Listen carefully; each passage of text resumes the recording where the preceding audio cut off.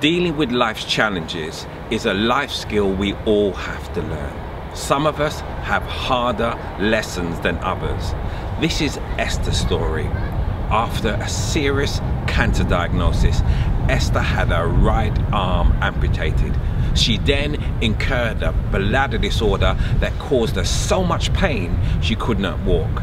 And then she had to suffer the loss of her only beloved son.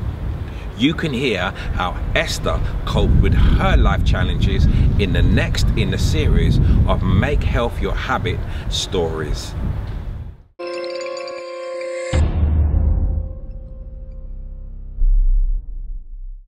Hi Esther. Hello Ken. I really appreciate you taking the time to share your story with us today, especially at this sad time. I'd like to extend my condolences to you because I know that you've had a sad loss at this time. Yes, I have had. My only son passed away on the 20th of August. I went to church, and when I came home, he was dead. He was not alive anymore. And that's just only 4 weeks ago? Yes, only 4 weeks ago.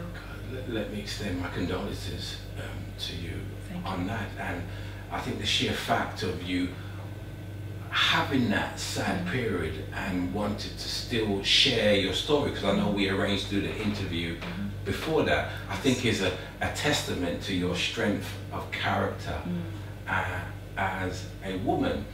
And having lost someone very close to me, I know how a loss can affect you, and it kind of brings out your character. But throughout a number of years, you've had to kind of allow your character to carry you through some very difficult times. Is that correct? Yes, it is. Well, it is. We spoke earlier on about years ago about you first becoming unwell. Just take us back there to the beginning. My arm swelled up all of a sudden, and then the doctor said it was osteomyelitis. So I had that for a couple of years before I moved to London. And just for the sake of the audience, what is osteomyelitis? It's an infection of the bone. It's an infection of the bone. And that happened how many years ago? About 30-something years ago, I should say. Yeah. So you had that diagnosis. What happened next? And then it turned cancerous. Yes, so I had to amputate it, which was a very... I took quite a bit of time before I took it off. So literally, I was rotting away when I took my arm off. I was literally rotting. My arm was rotting away when I took it off. So, and that was it was a very hard time. So from that diagnosis, your right arm turned cancerous. Yes. Is that normal, or is that just something that just sadly happened to you? I think it was just what had happened before, and that was just a carryover from what had happened before with osteomyelitis, and so it turned cancerous, and then obviously I had to amputate it. Was you given a choice to keep it, or was I wasn't given a choice because it was rotting away. It was literally rotten. So actually, I said no in the beginning, but then it just kept rotting away. So I had to call the consultant myself actually, and said I want to take it off because I was in so much pain. And in the midst of all this, my mom passed away. My son broke his leg and arm, and he broke his arm again in the same place the second time. All in a space of a few months. Because what the doctors did, they tried to rehabilitate the arm. That's when they found out it was cancerous, because my arm was like this before. Yeah, it was like that before they actually took it off. Yeah, so it was a very trying time as well. We went through a lot, me and my son. It must have been an incredibly trying time. I'm just trying to imagine that making that decision to be able to remove one of my limbs. Yes, because I could feel my life ebbing away. My life was literally ebbing away. I could feel my heart slowing down, literally. So it was either my arm or my life. I had to choose, and I chose life, and I thank God I chose life. I chose life. Thank God that you made that decision. So what was the procedure? They invited you into hospital? Yes, and they took it off. I had to take it off about 3 times, because I took it off once and there was still cancer. I took it off the 2nd time, I took it off the 3rd time, and then I had to have radiotherapy for 6 weeks. So you mean they took off portions of your arm? Yes. But there was still cancer? Yes. And they had to go back 2 more times? That must have been a mental turmoil for you, yes, each time to go under the knife to have your part of your body removed. So after the 3rd time, how was the cancer in your body? It was normal. I remember going to the consultant, I think that was 2009, and he said, I'd had an x-ray, and he said there was more cancer, but then I said, no way, I'm not accepting any more cancer in this arm. So a few months down the line, I had to go to Stanmore Hospital to see this consultant, and they had another test, and he said there was no cancer. Because I was just praying to God that, look, I've had enough of this, you know, I don't want any more cancer. So anything they said, I just refused it. I refused to accept it. I said, I don't have cancer. And she just had the radiation therapy afterwards for a while?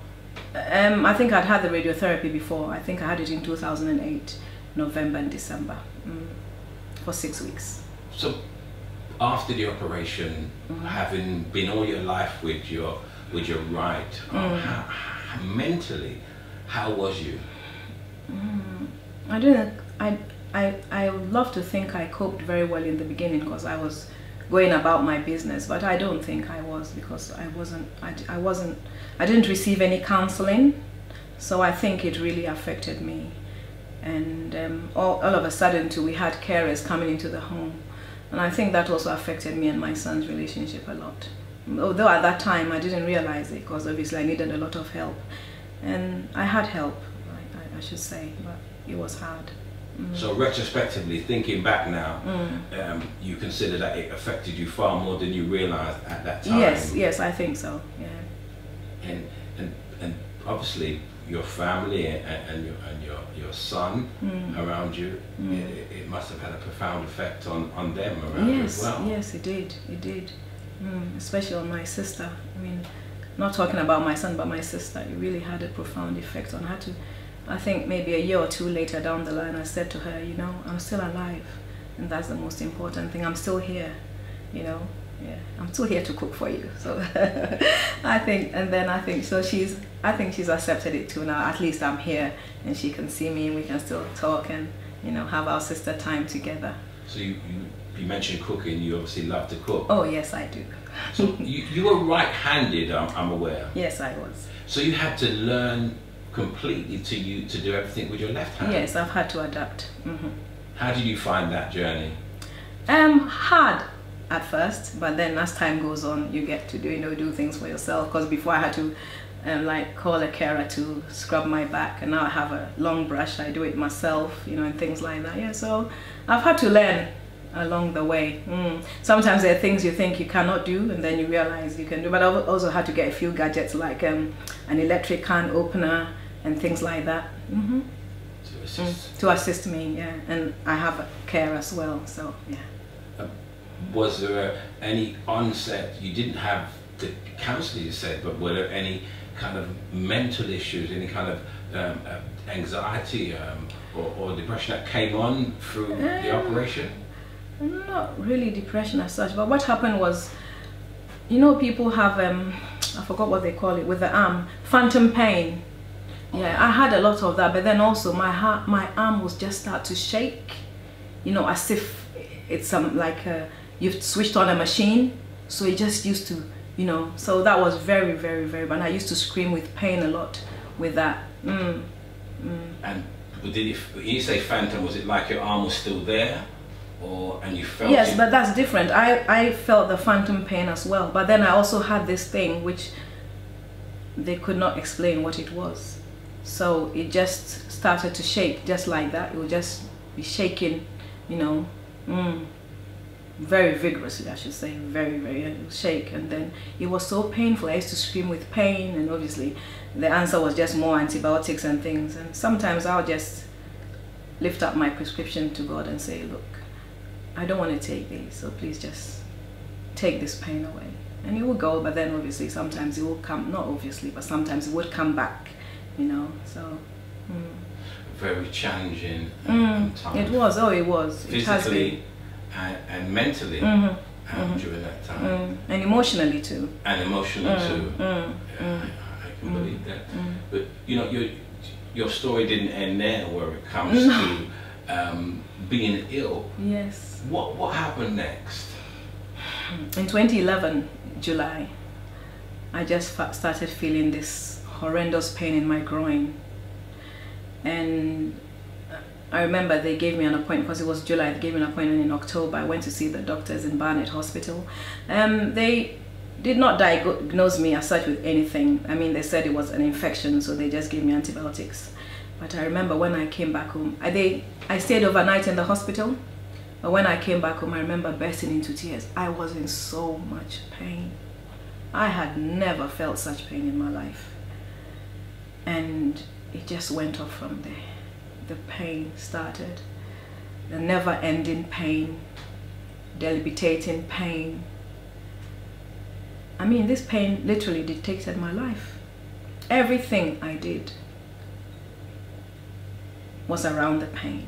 If I could get up to go and take a shower, that means I had to take something just to go. And this was just pain around your groin area? It was years later that I found that it was an interstitial cystitis, but I prefer, I mean, I call it it's bladder pain syndrome as well, and I prefer the easier pronunciation, bladder pain syndrome, but it's interstitial cystitis. How long did it take for the doctors to diagnose that? It started 11, 12, 13, around 2013, 2014. Yeah, because I remember I went to see this consultant in UCL, I think that was 2014. And then he said it was that. And so I went to see this professor, and they gave me antibiotics and things. But I mean, it took the pain away, don't get me wrong, but it obviously kept coming back. That's the thing. Because with this illness, you tend to wee a lot, like 50 times a day, 50 times a night. So you literally had no life. So you were passing urine 50 times a day. From what you were telling me, prior to the diagnosis, initially the doctors couldn't really tell you what your problem was. Yes, they couldn't.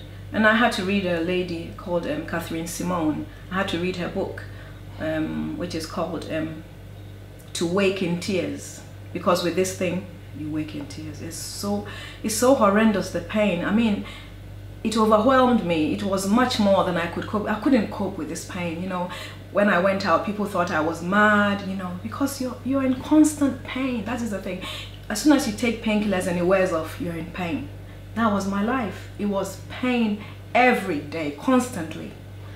And this pain was on top of your prior cancer, yes, treatment and amputation. Yes, yes. So this was absolutely, I mean, it was life-changing, and it almost like it stopped my life. I lived in a bubble of pain. That was my life. I lived in a bubble of pain. I couldn't see things with clarity, you know. I just lived, you know, day to day. But I always had hope that I would get well again. I never gave up on life. I didn't give up on myself. I didn't think this was the end. You know, I was praying, don't get me wrong. I prayed, but sometimes things take time, and it's not always that when you pray you get an instant answer. Sometimes you have to wait, and I did that. I waited, not complaining, not grumbling, not blaming God or anything. I just went on with life. Whatever life threw at me, I just went on with it. That's great to hear. So the pain that you were experiencing, what were some of the ways that you found you were able to treat that pain and ease your discomfort? Sometimes I'll have to pour yogurt there, because it was like, it felt as if my groin was on fire. So sometimes I had to pour yogurt there, literally pour natural yogurt there, for it to calm down. Yeah. And also drinking loads of water. It's been very, very hard, you know. The yoga treatment, was that something you researched yourself? Yes, I probably found it on the internet somewhere. Yeah. Because it just seems like a kind of a unique treatment, but it obviously worked. Yes, it did. Yes, it calmed it down. Literally, it did. Yeah, very considerably. Yes, it really did. It was hard. You know, those were very, very, very, very hard times. It was not a joke at all. I have never ever felt such pain in my life. So besides the pain, did the illness have any other ailments? Did it make you feel any other way? Yes, I think in a way it affects your mental health because you're always in pain. It's not that you did anything, you know, but it's just maybe the way you appeared to people. I appeared to people, if I should put it that way. So, I mean, I went to this place to have glasses, you know, prescription glasses, and I always wanted the, you know, the sun ray thing they put in. And they'll say, oh, we do it for you. And twice they never did it. And I just realized they thought maybe she's mad or something. Sorry to use that word, but that's obviously what they thought. They wouldn't do it for me. And I'm like, okay. So people see you and they look at you strangely. You know, you realize, you don't realize what you're doing or, but you're just in pain. And I said, when you're in pain, you're not a normal person. I will say that again. When you're in pain, you're not a normal person. You live in a bubble, especially as the pain keeps on going constantly, consistently, with no let up. You're not yourself. How could you be? You're not a normal person anymore because the pain dictates your life. Everything you do, you have to think of the pain. Can I do this? Can I do that? Can I go there? You know, I remember a friend offering me a free massage in Stratford and I couldn't go. There was no way in hell I could go. I couldn't go, so I just left it, you know. And this is an illness. It's kind of hidden, so people who are out there don't see it. It's only those who are extremely close to you who see that you have this pain. In your research on this, is this a common illness? Do a number of women are afflicted by this illness? Yes, and even men as well. But it's more women, yeah. But it afflicts men as well. Yeah, it's very horrible illness. Men are afflicted. Could you just remind me of the name of the illness? Interstitial cystitis or bladder pain syndrome. Bladder pain syndrome.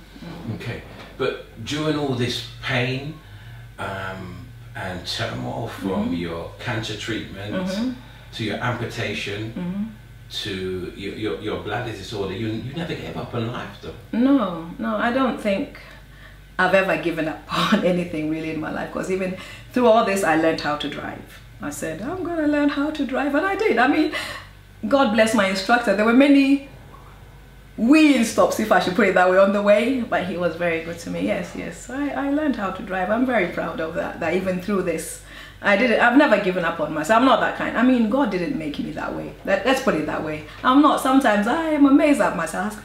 Are you really normal? You know, but I think it's normal just to let go and just say, I've had enough. But I've never done that. Whatever the situation is, I try and rise above it. So you just informed your instructor that he may have to stop for some toilet breaks. Yeah, from toilet breaks. That's it. Yeah. In the middle, you know, I find it really inspiring when I hear someone going through the kind of personal and mental and emotional adversity like you have been, and still can smile and laugh the way you do. And I'm sure you've been told a number of times that you're an inspiration to some people around you. Yes. How have people described you in the past? Actually, this morning I was talking to one of my former carers, and she said, Esther, you know, I always remember your strength. You're a very amazing woman. You know, people say that a lot to me, that I'm amazing. But I know I have this strength, but I also think God's grace and the prayers of loved ones, their support, makes a lot of difference. I think people also strengthen you, though it's up to you though, isn't it? It's up to you how you deal with things and the strength that you have within. But I also think the love and support of friends and family, you know, is also very, very important. So with regard to the cancer and the amputation. How are you with regards to that now? Oh, let me just say something about the cancer. I never say I'm in remission. I never use that word. When I go to hospital, I said, don't say that to me. I'm not in remission because it's not coming back. Remission means it's coming back. I don't use that word. I said, cancer is not coming back. I don't have it anymore, and neither am I in remission. I'm not in remission. I don't use that word. Okay, so I'm totally healed of the cancer. Totally healed. Yes. And you've managed to arrange and develop your life around your amputation and using your left hand very well. I came and you were making some wonderful food, so yes. your cooking definitely has not abated in any way. No, not at all. I bake my own bread. I do all these things because what happened with the bladder pain syndrome is that you find out that you can't eat outside. Maybe there's something in the food. You couldn't eat raw tomatoes. I mean, everyone is different. You can't eat hot, spicy things. So you have to change your life around. You can't use chemicals in your home anymore. So you have to use like Ecova and things like that. So that's what I've done. And I also eat organic food. 99% of my food is organic now. So you've now changed your diet. Yes. And 99% of your food is organic. Is now organic. And you also make your food at home. Everything is home cooked. Everything. I mean, once in a while before this happened, I would have once in a while a takeaway or something, but now nothing at all. When Martin was alive, I mean, even the day before he died on the Saturday, he said, oh, I've bought takeaway, so what should I do for you? And I said, oh, just peel yam and chop some onion and garlic for me, you know. And that's what he did, and that's what I had. So I never eat takeaway. The only thing I can have, because we have a lovely, I think 1 in a million fish and chips, so yeah, I can have that one, and sometimes a bit of Nando's, but not just the lemon and herb chicken, but that's once in a while. I love my home cooking. And you feel better for it? Yes, I do. Yes. So your journey has helped you also understand about food far more than you used to? Yes, absolutely. Because of course before, I suppose we didn't really eat that well, but now I eat more fruits, you know, and I don't eat acidic things though. No acidic, but you know, like grapes and avocado pears and blueberries. So the journey that you have been on for your bladder infection, you are now at a state where you're able to manage it and live as best as you can. Yes, yes. Inside there. So where do you get your strength of character from?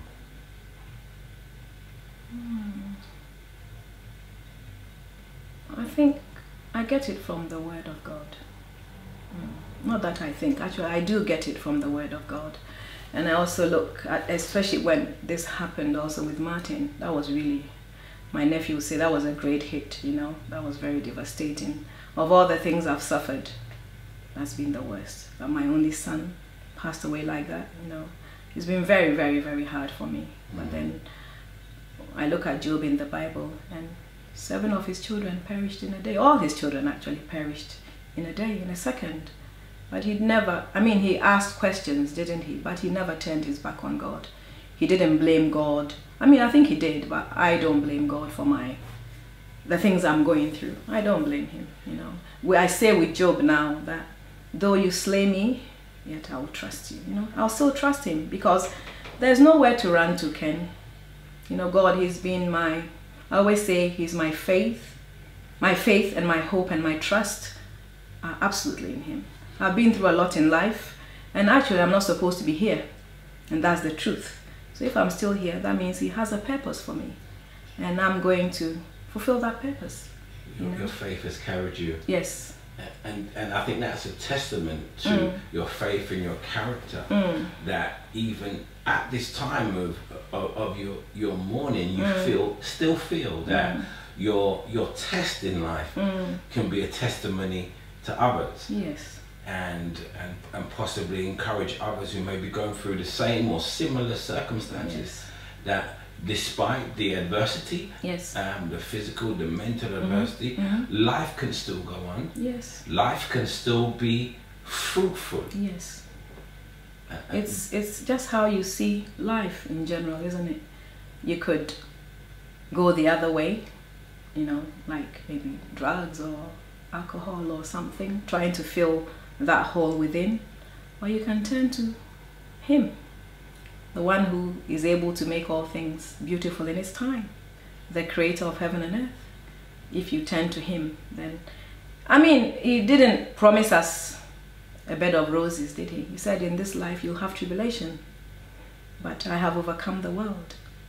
So if you trust in Him, whatever it is that you're going through, He'll see you through. It's hard, don't get me wrong. Tomorrow is exactly 5 weeks since my son passed away, and it's been very hard. I literally ran away from my flat, you know, after that. But God is good. I always say this, even in the storms, He is good. He sends people your way. He always sends a help. I tell my friends, and because I don't have a right arm, I tend to rely a lot on people I don't know, you know, when I go shopping and things like that. And I always say God always sends a helper, and that's the truth. Well, I think it's a definite testament to your character, Esther, what you've been through and what you've been through recently. As I said, that you're still willing to share your testimony. Yes. You know, in conclusion to this interview, there'll be people watching who may have experienced issues with cancer, may possibly have to make the choice soon about, you know, an amputation possibly, or a similar circumstances with the bladder infection, or possibly maybe in a state of mourning or grief because they've lost a loved one, which is the 3 things that we've discussed that you've gone through. In conclusion, is what message would you leave with them at this point? I will not gloss over it and say it's easy, because it's not. But I want them to have faith and to hold on to the hope that is in Christ. You know, that I always say something, that everything that has a beginning has an end. And however hard it is right now, however much the storm is raging, the sun will shine again. So I'll tell them to hold on to their hope and to faith in God, and to not push people away, people around them, but to allow them to come in and help them heal and help them even mourn. And they shouldn't push people away, because people strengthen people, and it's very important to have people around you. And even for those who don't have someone around them, you know, especially here in Britain where we live, you can take the phone and maybe call the Samaritans or something, you know, and yeah, because I think people strengthen people, and you also need that hope in God that things will get better. However much the storm is raging, at the end of the tunnel, there is light. Well, Esther, I can't thank you enough for taking the time out to share your story. I'm sure people who have watched this will be inspired by your strength. As I said in the beginning, let me again extend my condolences to you for the passing of your son, and may the grace of God be on you and cover you and bring you through this period, and through your other ailments. I know you're physically you've managed to cope, but through your bladder ailment, may you continue to cope as well as you are doing. And I pray this interview touches the lives of many people who may have gone through some similar things that you've gone through. Thank you very much, Ken. God bless you too. God bless you. For more videos, tips and advice, why don't you join the Make Health Your Habit family on YouTube, Facebook, Instagram and Twitter. Remember, when you make health your habit, you can live longer, feel stronger and look younger.